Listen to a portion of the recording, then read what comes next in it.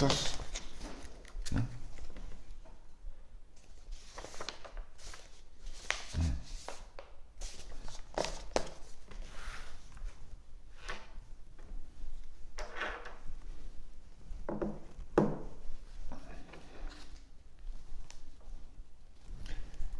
Buenas tardes, tengan todos ustedes.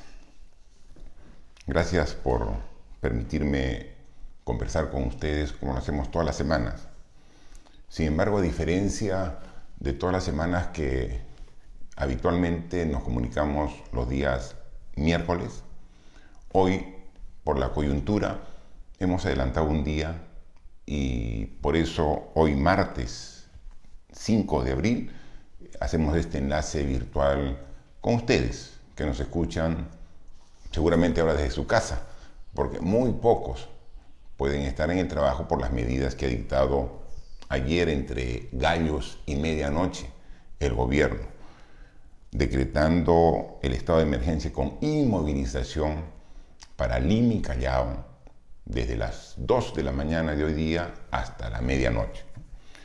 Medida que tomó de sorpresa a la gran mayoría de personas, porque a la hora que dictó esa medida, un gran porcentaje de la población ya estaba descansando, porque la mayoría tiene que salir a laborar muy temprano en la mañana, tiene que madrugar y en consecuencia descansa también temprano.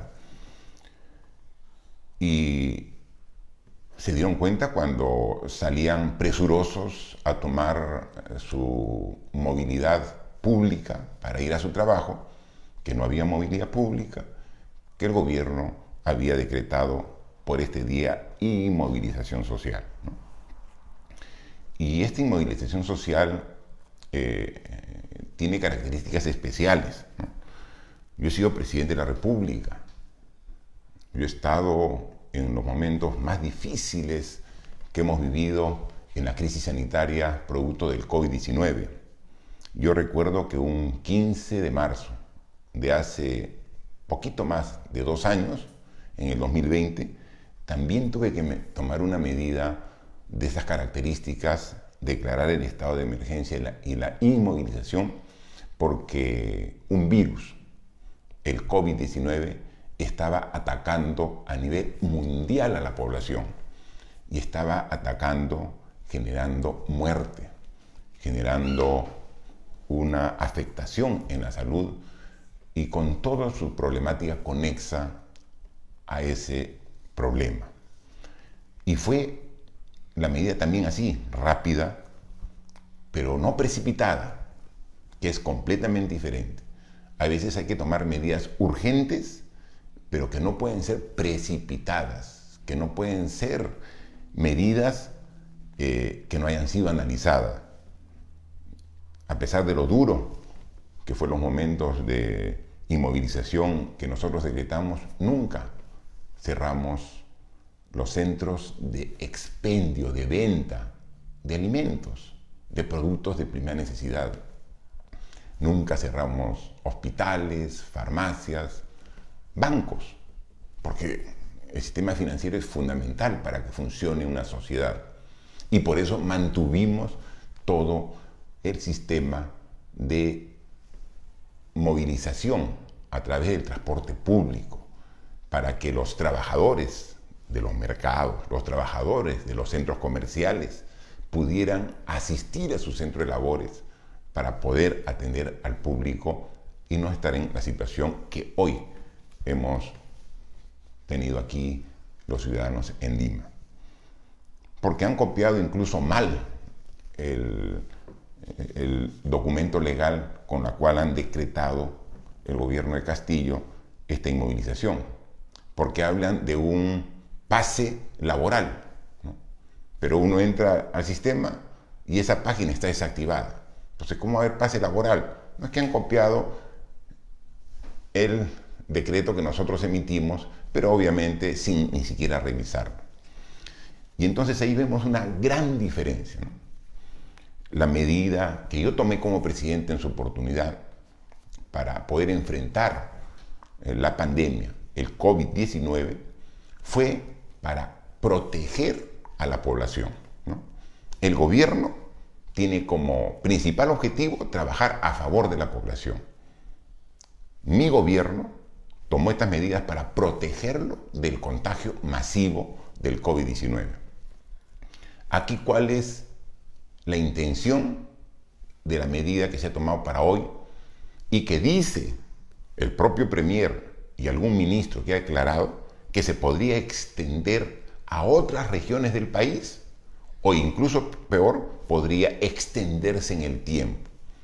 Pero no es para proteger a la población, sino es para que el gobierno se proteja de la población, para que el gobierno pueda defenderse del reclamo de la población, ¿no? Miren el contexto de fondo tan importante.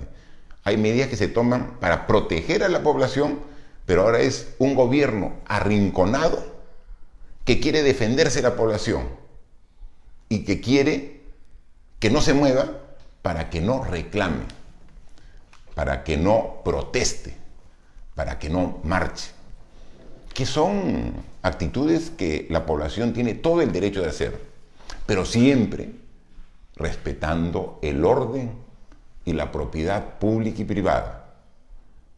Hay que diferenciar claramente, ¿no? Yo siempre leo todos los diarios, ¿no?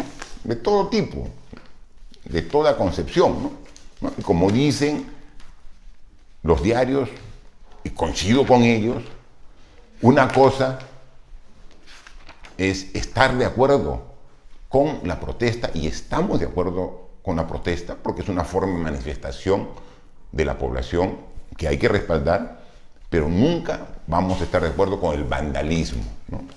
Porque la protesta tiene un sentido de justificación. Es el pueblo que con justicia y con argumentos reclama, pero también ahí se quiere aprovechar algunos para, a río revuelto, sacar provecho, y entonces generan actos de vandalismo que hay que condenar. O sea, la protesta sí se tiene que dar, pero con respeto a la propiedad pública, respeto a la propiedad privada, porque no se distorsiona y finalmente se pierde el sentido del reclamo en este tipo de actos delictivos, ¿no? Entonces hay que respetar. Y estas medidas no pueden tomarse de manera represiva para callar al pueblo, porque el pueblo no se va a callar cuando encuentra que algo está mal. Y entonces podemos regresar unos mesecitos antes para ver qué ha pasado, ¿no? Y lo que ha pasado ya lo habíamos anunciado. O sea, no es algo nuevo para nosotros. Ya los tres problemas que se han discutido en los últimos días y semanas, ya nosotros lo dijimos aquí. Sí, en esta conversación con ustedes. Les dijimos que el presidente Castillo no podía seguir en el cargo. Lo hemos dicho aquí, lo hemos dicho incluso, recuerden ustedes, el 9 de febrero yo tuve una entrevista en un canal de la prensa internacional. El periodista Fernando del Rincón, que también entrevistó al presidente de la República en la cadena internacional CNN, que si bien tiene su sede en Estados Unidos, pero se da y se transmite a nivel mundial, principalmente CNN en español para los países hispanohablantes, yo dije claramente que Castillo ya era insostenible. Lo dije claramente, el 9 de febrero. O sea, no lo he dicho ayer con las revueltas en las carreteras panamericanas, ni el viernes con los problemas que ha habido en Junín, en Huancayo. Y el 9 de febrero lo dije a la prensa internacional que era insostenible. Pero también dije que el camino no era la vacancia, porque la vacancia, que tal como está establecida aquí en la Constitución Política del Perú, era un mecanismo que no se puede mal utilizar. Que mal utilizada, la vacancia se convierte en un golpe de Estado, que yo lo he sufrido.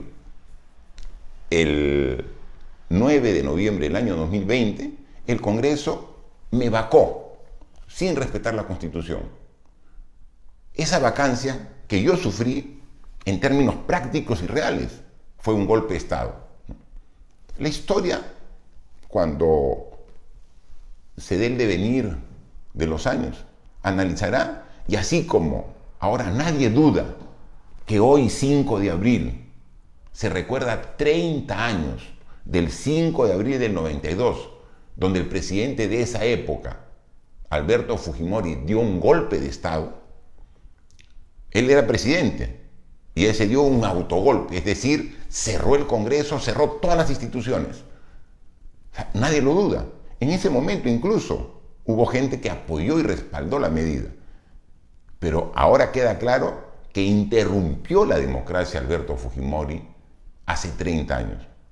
El 9 de noviembre del 2020, el Congreso, con Merino a la cabeza, también dio un golpe de Estado, porque no respetó la Constitución. Y en consecuencia, estuvo 6 días de presidente, 2 muertos, 2 jóvenes muertos, y tuvo que dejar el cargo, el golpista Merino, ¿no? Y es así, hay que decirlo por Manuel Merino, así como Alberto Fujimori hace 30 años, el 9 de noviembre de 2020 dio un golpe de Estado respaldado por los congresistas de ese momento. Entonces no podemos repetir la historia nuevamente inaplicando la Constitución y sacarlo a Pedro Castillo del gobierno, al cual no debe continuar a través de un mecanismo que no sea constitucional.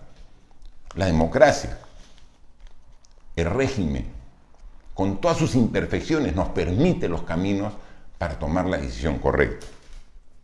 ¿Y por qué Castillo tiene que irse? Porque no lidera, no gobierna, no preside el Perú. Los problemas que estamos sufriendo hoy en la economía, en el bolsillo, ya se veían venir desde hace mes y medio.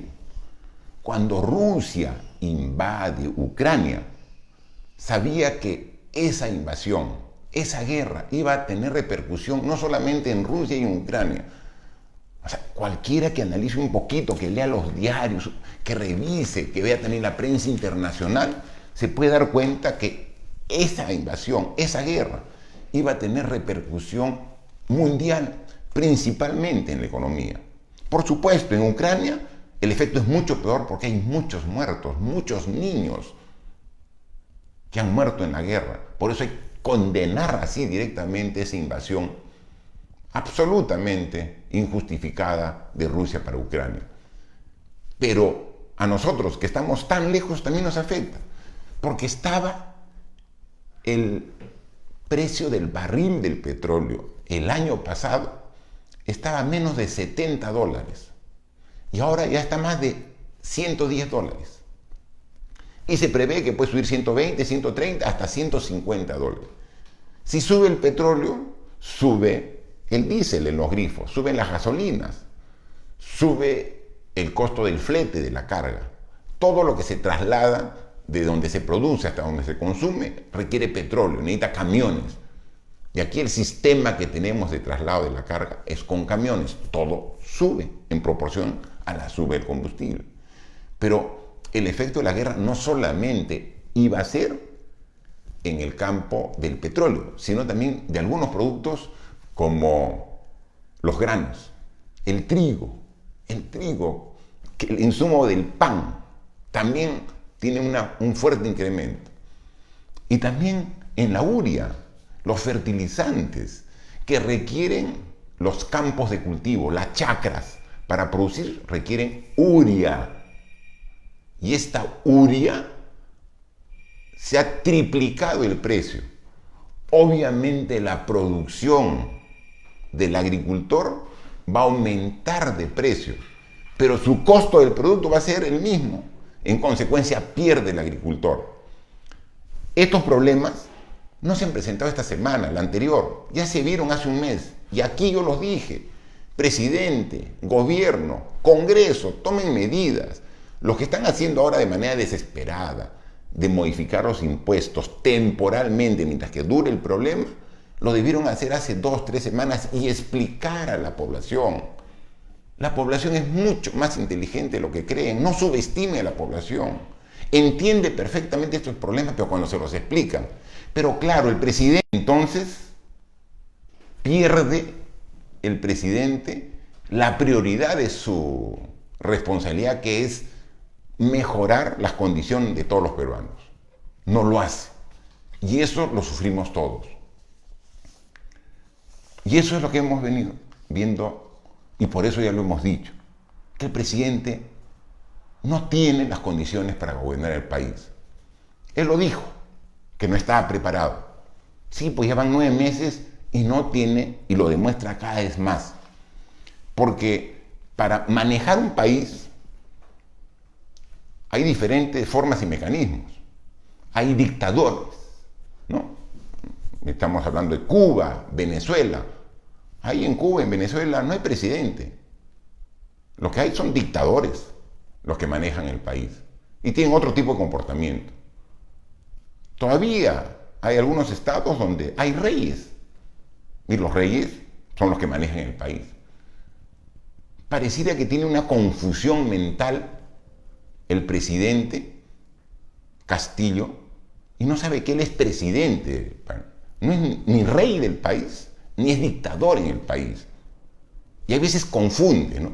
Cuando él dispone que sus sobrinos tomen las decisiones porque él es el presidente y que él converse con los empresarios, todo, él se cree que es un rey y que puede disponer como quiera, ¿no?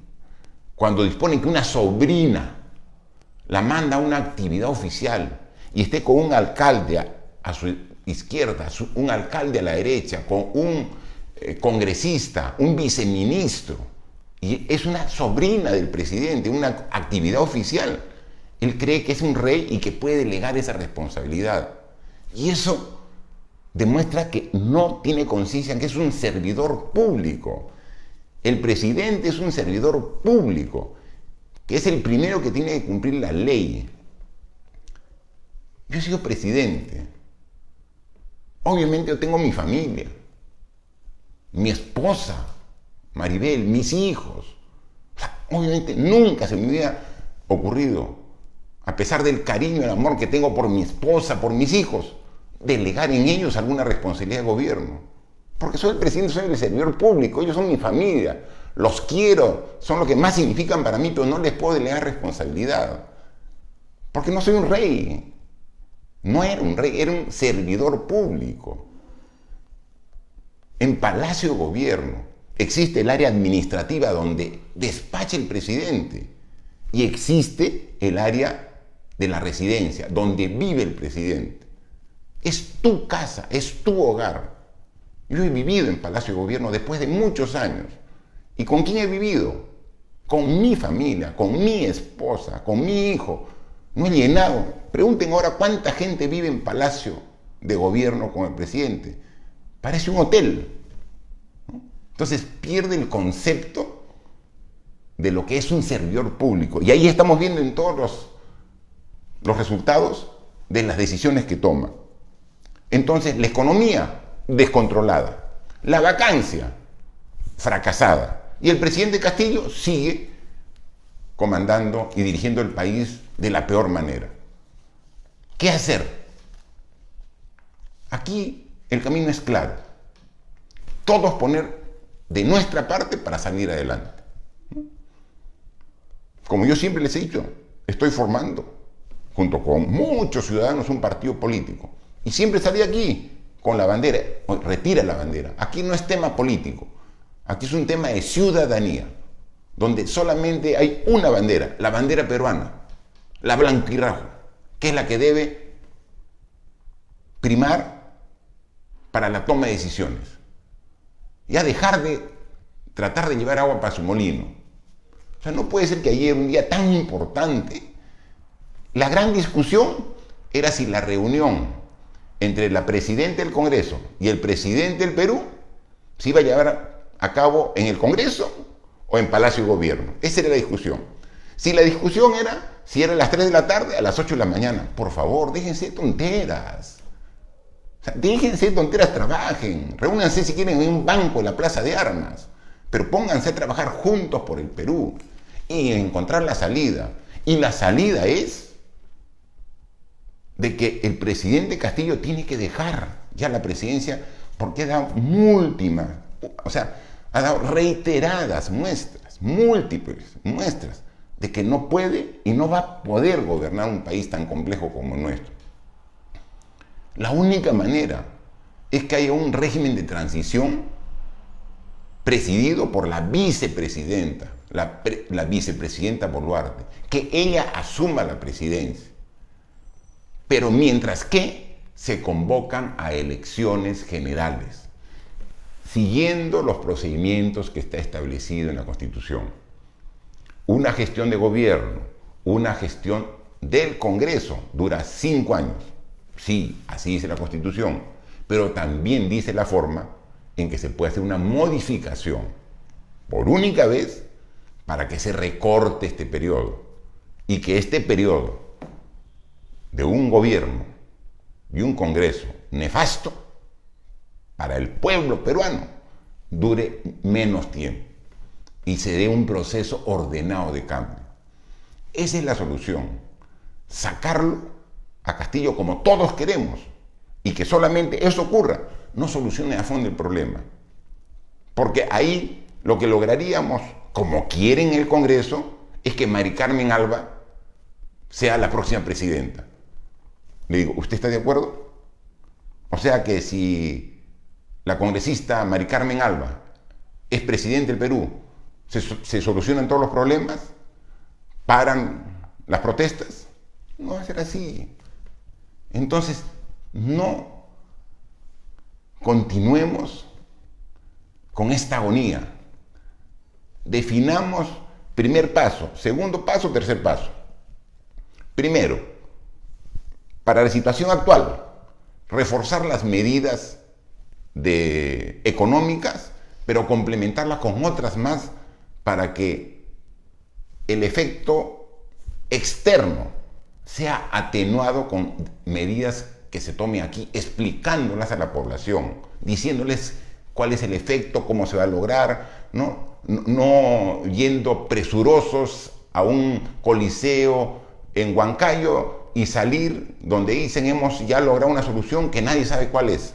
No, digan cuáles son las medidas, todas las medidas, 10, 15, 20 medidas para tratar de aliviar a la población en el aspecto económico. Eso es el aspecto económico. Y en el aspecto político, sí pues, ya la población está cansada de haberle dado una y otra oportunidad al presidente Castillo y ha demostrado que no puede gobernar el país.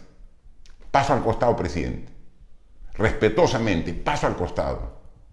Usted tiene que dejar el mando a su vicepresidenta por un tiempo de transición, mientras que el Congreso pide hacer los términos con la Constitución en la mano de adelantar las elecciones. Cualquier otra alternativa va a ser que el caos continúe y que los más afectados sean los peruanos. Y por favor, pues, no ofendamos a la población con términos como algunos dicen, está bien, ¿no? Por ahí algunos representantes de la derecha más rancia en el Perú dicen, está bien que el presidente haya decretado la inmovilización porque los cerros iban a bajar, a saquear a la ciudad. Tanto desprecio en tan pocas palabras. Eso es lo que debemos cambiar el Perú. Todos somos iguales y juntos salgamos esta solución. Pero esa es la forma. Coincidimos todos que Castillo ya no puede gobernar nuestro país y que hay una transición con su vicepresidenta al mando, mientras que el Congreso, porque si no, la protesta va a ser contra el Congreso, convoque a elecciones generales. Mientras tanto, hay medidas económicas para paliar los efectos. Felizmente que el Perú tiene grandes reservas económicas aún y ahora renovadas con los grandes ingresos que tiene el Perú también por efecto de la guerra, por el aumento del costo de los minerales, para poder tener un golpe, un shock económico para generar fuente de trabajo que también es lo que reclama la población para afrontar estos momentos duros en nuestra economía. Formas hay, pero hay que trabajar pensando en el corto, en el mediano y en el largo plazo. Si no, vamos a continuar dando vueltas al problema, va a continuar el caos y va a continuar el sufrimiento de las personas que más necesitan la atención de su gobierno, del Estado peruano. Esperemos que en la reunión que hoy día a las 3 de la tarde va a haber entre el presidente de la República, sus ministros y los congresistas de la mesa directiva y representantes de las bancadas, se llegue a acuerdos de este tipo. Porque si van a llegar a otro tipo de acuerdo, tengan la seguridad que esa reunión no servirá de nada.